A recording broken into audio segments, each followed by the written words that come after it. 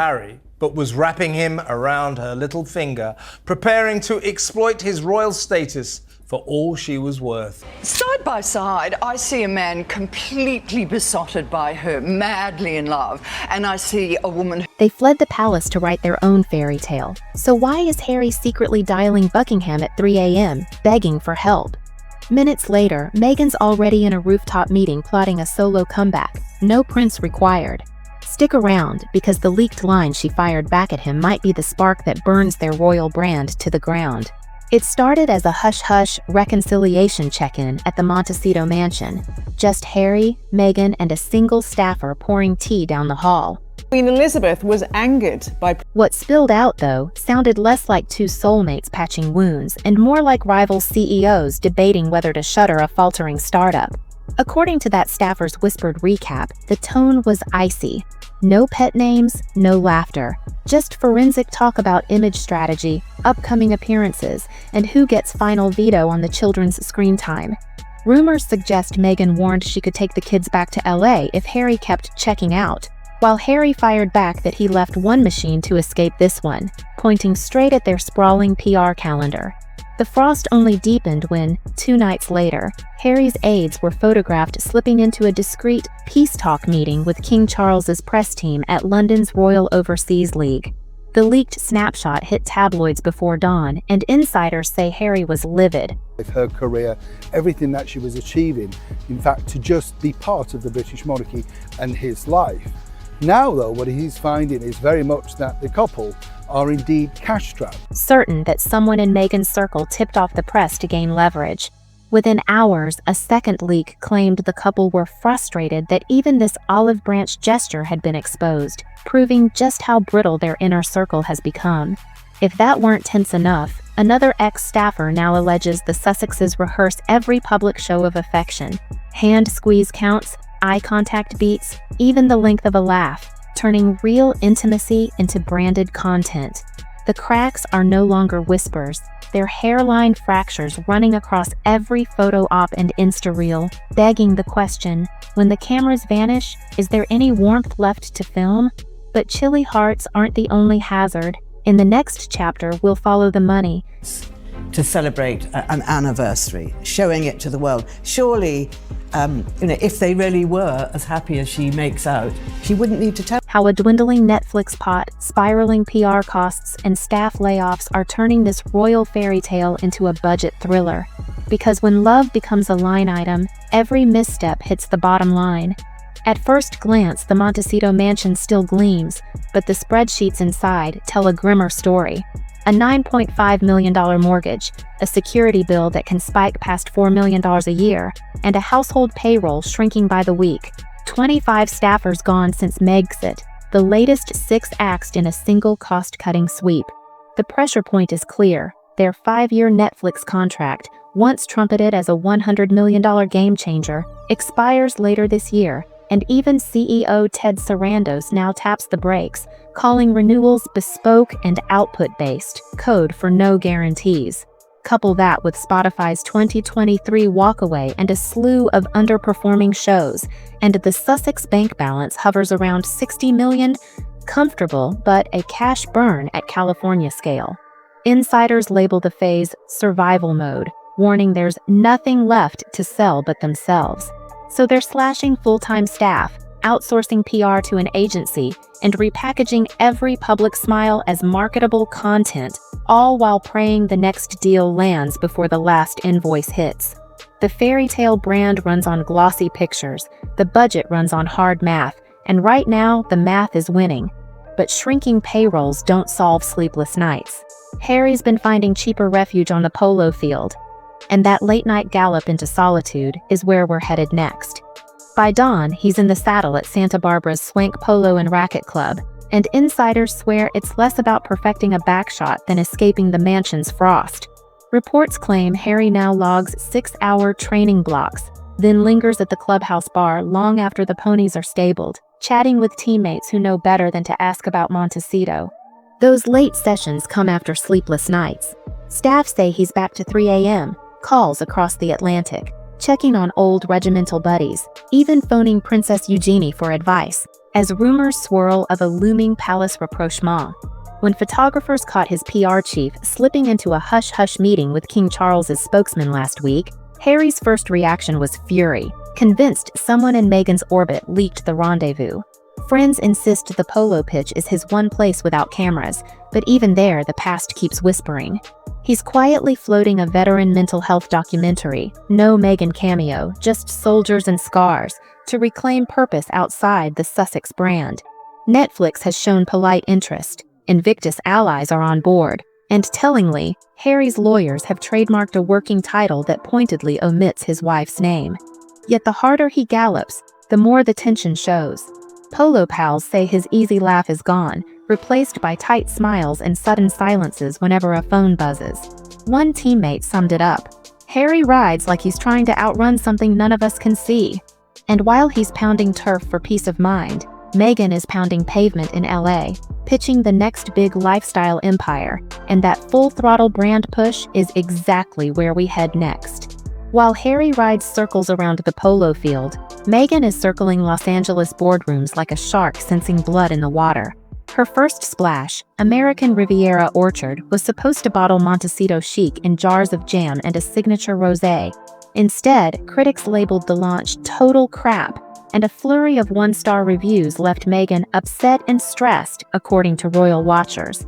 Within weeks, she scrapped the name, too much word salad, she admitted, and rebranded as ever. Yet even that pivot hit turbulence when a New York clothing label of the same name cried foul, calling the Duchess's new logo a knockoff. Brand experts scoffed, and Fox News dubbed the hurried makeover cringeworthy. But Meghan wasn't about to slow down. Netflix, eager for one last Sussex splash before their $100 million deal sunsets, greenlit her solo series with Love, Meghan, a glossy mix of cooking, gardening, and curated friendships filmed in an $8 million farmhouse just miles from her real mansion. Our industry insiders whisper it's her final shot at Hollywood relevance. Early trailers sparked a roasting online, but Meghan has doubled down, lining up strategy dinners with streaming execs and lifestyle sponsors eager for a slice of the Duchess-turned-domestic guru.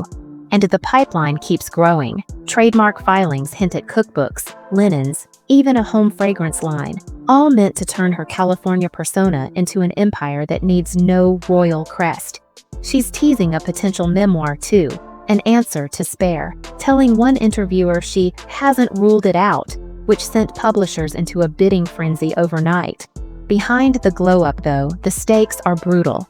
Every new venture has to land before the Netflix cash runs dry, and every misstep, another backlash, another plagiarism row, chips away at the image she's selling. In Hollywood metrics, that's a sprint against time and public patience, with a husband who's increasingly reluctant to be the smiling sidekick. And that reluctant sidekick? In the next chapter, we'll eavesdrop on the moment Harry finally blew up the script, turning a private argument into a line that could detonate both love and brand in one breath. The leaked Unity Summit was only minutes old when Harry finally snapped. "I left one machine to escape this exact game. I won't live inside another," he hissed, slamming a color-coded PR calendar across the marble table, according to a staffer who caught every syllable through an open door. For a heartbeat, the room was silent. Then Meghan fired back. "You knew who I was before we married. Don't pretend I changed." Those two lines, one drenched in disillusion, the other in steely resolve, landed like rival slaps, turning a reconciliation into a hostile board meeting. Witnesses say the discussion pivoted instantly from feelings to contracts, launch dates, and which face goes on which cover.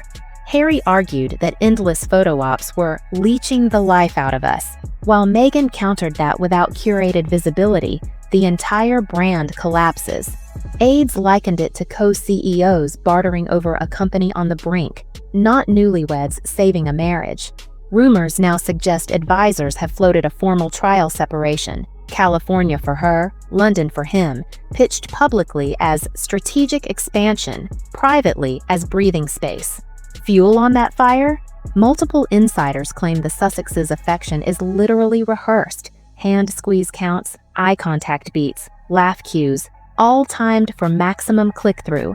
One ex-staffer called it dehumanizing content creation. If true, those carefully choreographed glances are less romance, more brand deliverable, a reality that left Harry muttering, "My life is not B-roll." Meghan, meanwhile, has already lined up solo lifeboats. The With Love, Meghan Netflix series, cookbook tie-ins, trademarked linens. Determined her empire can stand even if H&M quietly becomes just M. Harry's counterplan?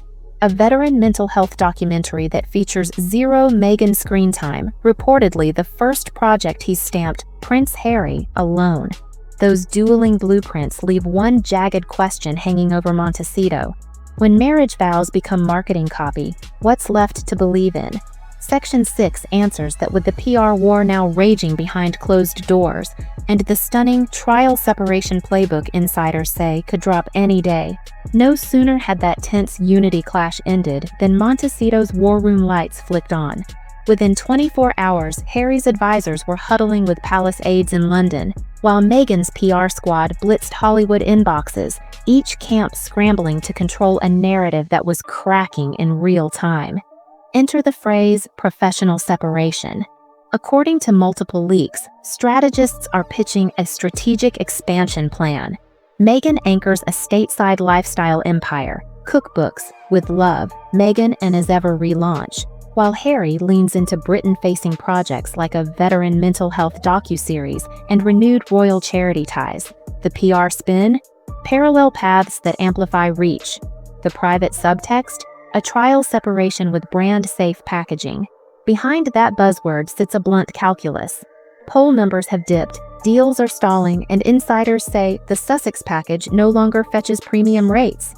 Hollywood watchers note Meghan's solo dinners with Netflix execs, positioning herself as M for Martha Meets Gwyneth, no Harry required, while Medium columnists point to her Confessions of a Female Founder podcast and As Ever trademarks as proof she's soft-launching life after H.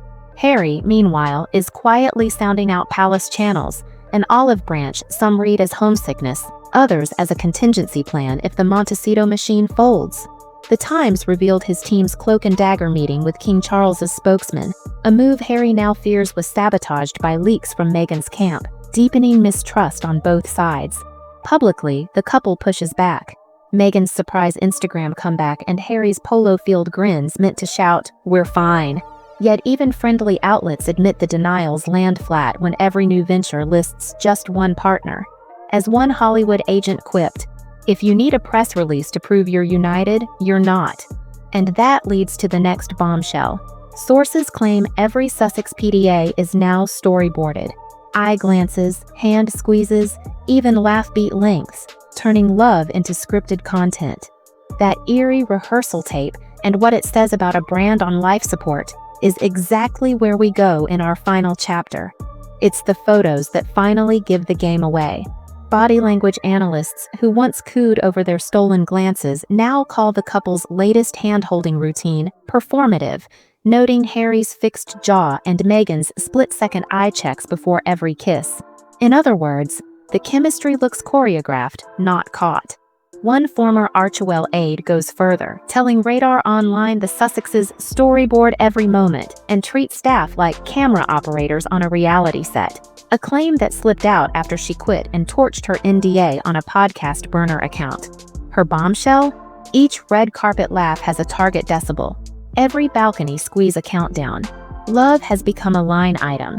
Is it any wonder then that PR strategists are floating a professional separation, Meghan helming her lifestyle empire in LA, Harry reclaiming his veteran work in London, all spun as strategic expansion to keep sponsors calm? Behind that glossy spin sits real upheaval.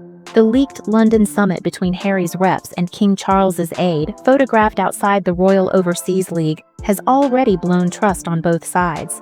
Insiders whisper, Harry feels ambushed, Meghan feels cornered, and their joint calendar now has more question marks than confirmed dates. So where does the fairy tale go when even the hugs are rehearsed? Maybe to Angola, where Harry just landed alone on a sudden landmine awareness visit. Maybe to yet another Netflix sizzle reel for With Love, Meghan, shot in soft focus with no prince in sight. Or maybe just maybe, to a quiet off-camera moment where both admit the performance is over. Because when the final curtain drops, when the likes slow, the brand checks thin, and the palace phones stop ringing, the only question left is brutally simple. Do Harry and Meghan still have a story to tell together, or was the happily ever after always meant for syndication only?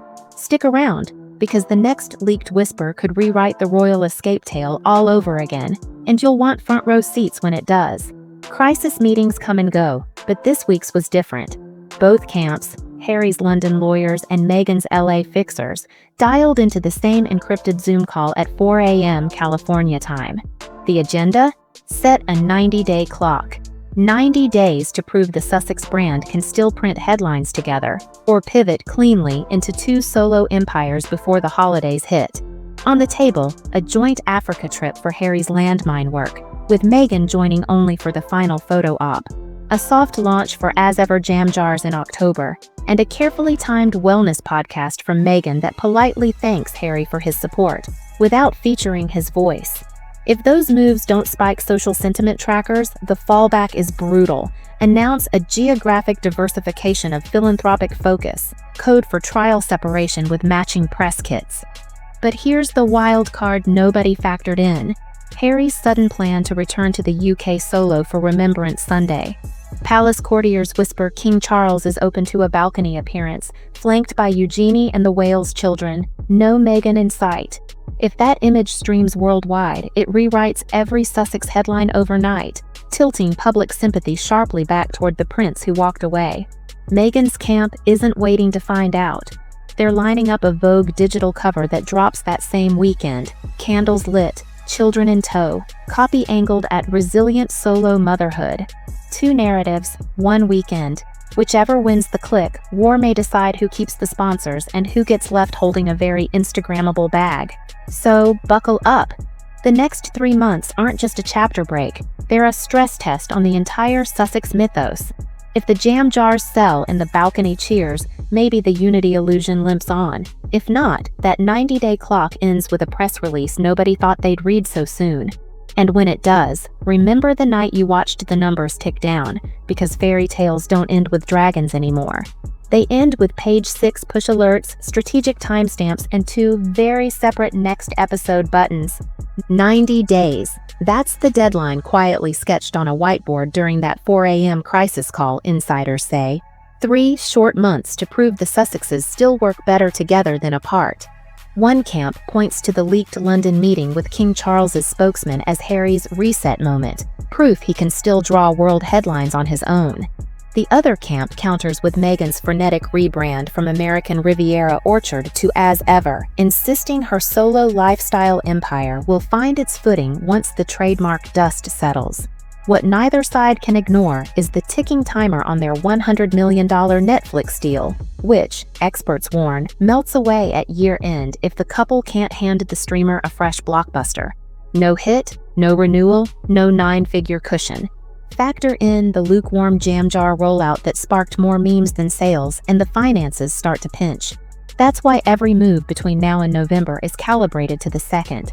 Harry's mooted solo return for Remembrance Sunday, a balcony cameo the palace has neither confirmed nor denied, could reboot his personal brand overnight, or underline the split if Meghan's nowhere in sight. Meghan, meanwhile, has lined up a Vogue digital cover timed to drop the same weekend, framing her as a resilient mumpreneur who can thrive with or without a prince. Whichever narrative wins that 48-hour news cycle may decide whose sponsors stay and whose deals vanish with the autumn leaves. So the Sussex saga enters its endgame, not with palace trumpets, but with KPIs, social sentiment dashboards, and lawyers on speed dial. In 90 days, we'll know whether the brand bends back into Harry and Meghan or snaps clean in two. Until then, every Instagram post, every polo photo, every curated cooking clip is more than content. It's a move on the chessboard. And the clock? It's already counting down. 2 rebels fled a palace to script their own destiny, and discovered that escaping one machine can mean stepping straight into another. A single icy conversation cracked the public facade, exposing bruised egos, tightening finances, and a marriage that now runs on marketing metrics as much as affection. Harry rides polo ponies to outrun a spotlight he helped light. Meghan races brand launches to keep the spotlight blazing. Their advisors have penciled in a 90-day stress test, but every leaked whisper, every choreographed hand squeeze, and every side deal pitch feels like a fresh countdown all its own. So what lasts longer? The love story, the business model, or the public's attention span? When curated smiles cost more than they earn, someone has to decide whether to mend the cracks or hang a "closed for rebranding" sign on the fairy tale. And that decision won't be announced on a balcony or in a podcast. It will quietly reveal itself in who's standing beside whom when the next camera flashes. Keep watching. The clock is ticking, and this is one royal plot twist the credits won't hide.